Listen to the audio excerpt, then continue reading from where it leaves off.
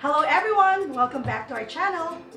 And on today's vlog, we'll be sharing with you another baby food recipe plus pasta recipe for mommies and daddies na rin.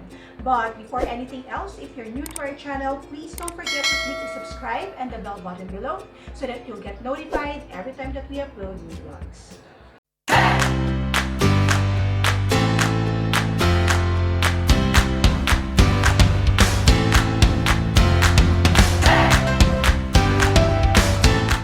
Hi guys! So today we'll be sharing with you another baby food recipe that we can serve not only to our babies but as well as to toddlers or even your kids. We are still practicing BLW and supposedly kapag BLW kasi whatever the parents eat, yun din yung kinakain ng mga babies natin. Minus the sugar, minus the salt, basta kung ano yung mga vegetable, yung steam ko lang. Usually ganun siya. But minsan kailangan din, or hindi naman kailangan, kami gusto rin namin bigyan ng ibang, ano bang tawag ng love? Ibang klase ng food. Ha? Ibang menu. Yun, si baby, para at least ma-explore niya pa yung taste niya, saka yung mga texture ng mga food. And talagang mahilig kasi siya sa bread. That's the reason why we have decided na gumawa ng mga homemade breads, pati yung mga ibang food niya. And today, we'll be sharing with you two recipes ng pag-baby. One is the, ano nga ba yun? SSP or the squash, sweet potato and pear bread, and tomato squash and tomato pasta.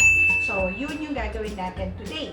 Plus, may bonus pa na lasagna pasta recipe para naman kay mommies and daddies. But before that, if you would want to see yung iba pang mga videos namin or vlogs namin about BLW or yung mga baby food recipe, we have a playlist. Check nyo lang yung playlist namin, BLW Journey yata yun, na nakalagay. Nakalimutan ko, di ba? Basta nasa playlist namin. And insert ko rin yung mga links ng dalawang vlogs namin na may baby food recipe here, saka sa description box. So, probably we can start now with the bread muna, yung SSP bread or the squash, sweet potato, and pear bread. So, here are the ingredients. Okay, so the ingredients would be, actually medyo minsan nagtatansya-tansya kami, pero meron kaming baseline na ingredients na sinusunod din. So, first is yung ating squash, ano tawag doon? Steam squash, tapos i-blend mo na siya or i-mash mo na siya, mga around 1 cup ng squash. Then, followed by sweet potato, ganun din, mga 1 cup, steamed and blended or mashed. Then, yung pang-patamis natin, because on this recipe, wala tayong gagamitin na sugar, kasi as much as possible, dapat hindi pa natin binibigyan ng sugar si baby. So, kukunin natin yung sugar niya sa natural flavor ng mga ingredients natin. In this case, yung pear and yung sweet potato. So, pear, mga around half cup ng pear. Then, we also have the flour, 1 cup of standard flour. And we also have the oat flour, mga half cup nun. And we have 1 teaspoon of baking soda. We also have 1 teaspoon of malunggay powder.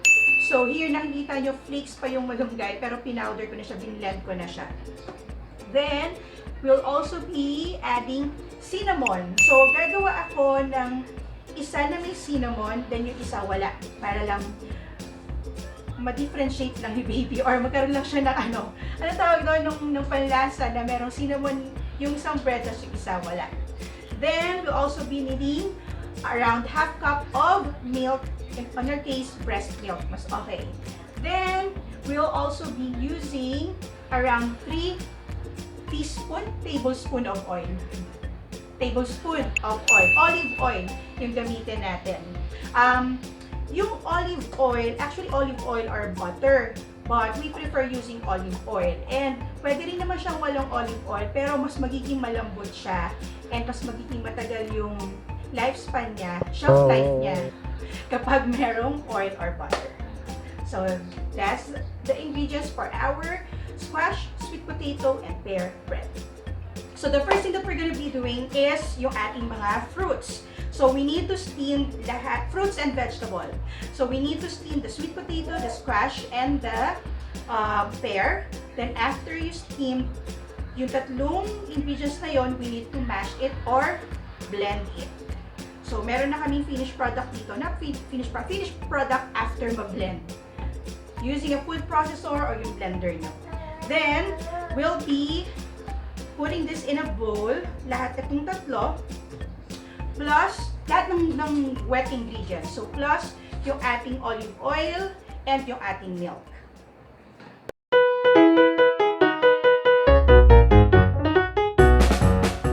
Okay, so we're done with the wet ingredients. Now, let's proceed dun sa ating dry ingredients. We just need to mix all the dry ingredients. Yung ating 1 cup of flour, yung standard flour, then yung ating half cup of oat flour, then yung ating 1 teaspoon of baking soda, then yung ating malunggay powder, and yung cinnamon. So, I suggest yung cinnamon, later nyo na siya ilagay kapag nakapag-separate na kayo ng mixture na walang cinnamon. If you want to have a bread na merong cinnamon, tsaka walang cinnamon. Okay, so now you have yung ating wet ingredients as well as yung dry ingredients natin. All you just need to do is pagsamahin siyang dalawa. So kasama pa pala yung milk ha, until you reach the right consistency or you preferred yung consistency. So once na pagsama nyo na siya, you just need to put that in a mold. Kung meron kayong muffin mold, bread nga pala sinabi ko kanina, no? So, ano siya? Muffin siya. So, sweet, ayun, squash, sweet potato, and pear muffin. Yun. So, yun. So, if you have a muffin mold, pwede nyo siya ilagay doon. Sa amin, dito namin siya ilalagay. There. And make sure na i-grease nyo siya ng olive oil. Very little lang para hindi dumikit yung mixture or yung bread. Lalo na pag naluto na siya. So once you have put your muffin or yung mixture here sa molds, don't forget to preheat your oven to 180 degrees Celsius. Then, ilagay na natin sa oven. It depends sa gagamitin nyo sa size ng inyong mold. So, kung super maliliit, mga around 20 minutes lang or 15 to 20 minutes. Kapag mga ganito, around 30 to 40 minutes.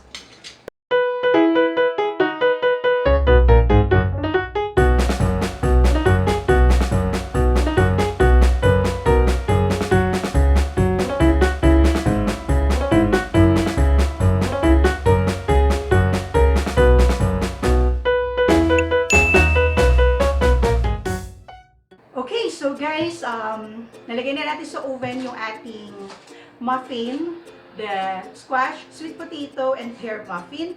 So we're just waiting for that to be cooked. And titignan natin mamaya kung ano magiging verdict ni baby. But for now, we'll be sharing with you yung isa pang recipe, baby food recipe, which is the tomato and squash pasta. Here are the ingredients as well as the procedure.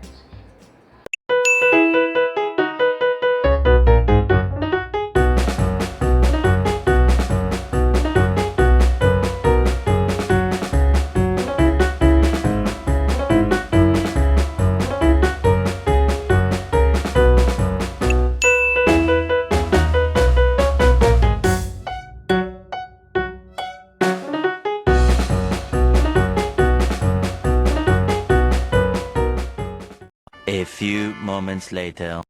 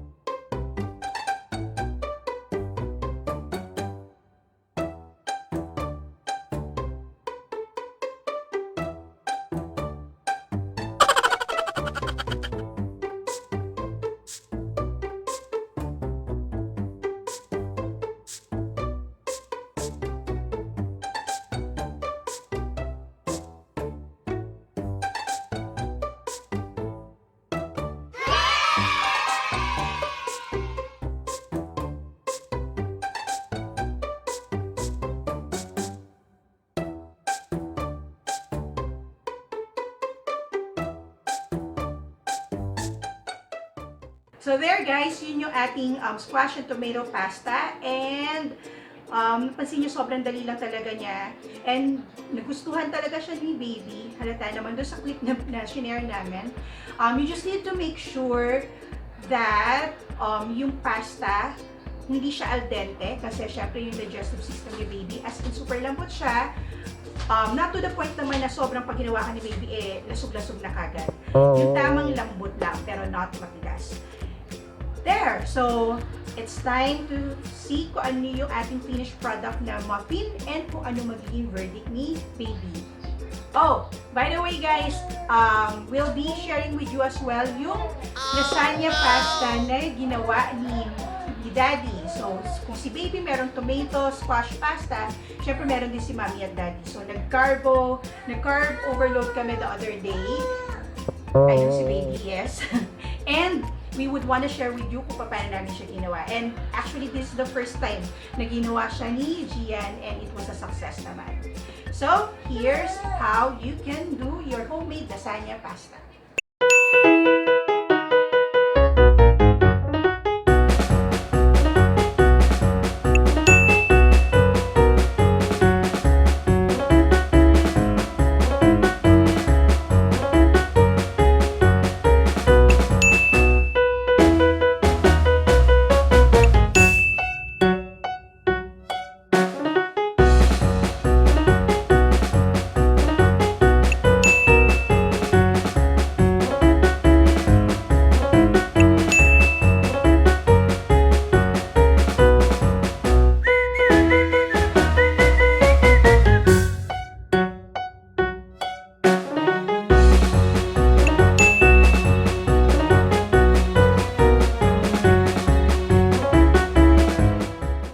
A few moments later.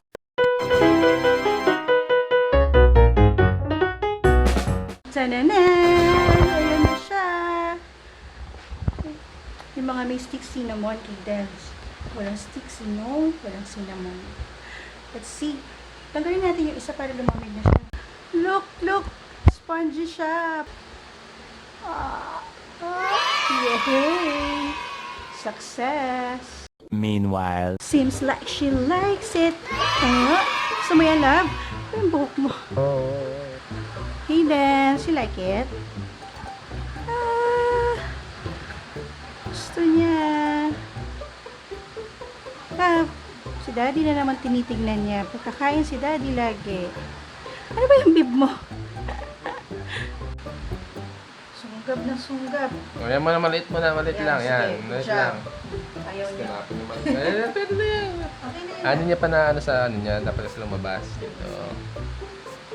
Oh, sige, kaya mo yan, baby. Ayan, pwede na yan, oh. Good Ayan, job. oh. Konti lang yung nasa labas. Sabi sa'yo. Gusto niya yung ano yun. Sige, tulungan ka na ni Mami. Ayan. Okay. Maliit lang. Chew ha? Okay, good job. Okay. Isa-isa lang, baby. Oh, ang dami niyan, ang dami niyan. Lahat nakuha na. Konti lang naman yung nakalabas. Gusto mo? You like it, love? You like your muffin? You like your muffin? Nasa mga konti yung ano niya. Sarap? Sarap, love? Wow.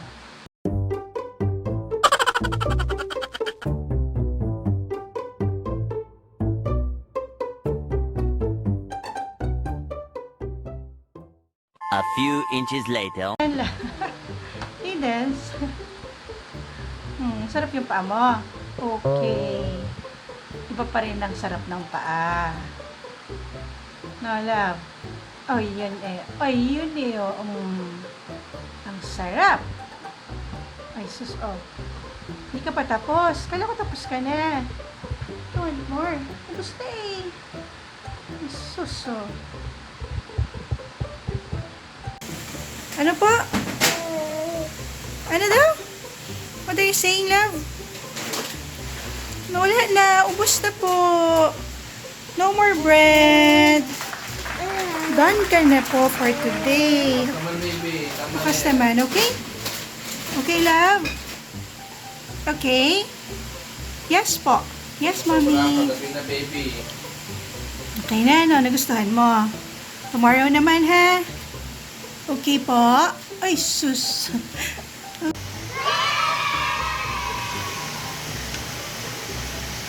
She's really drinking.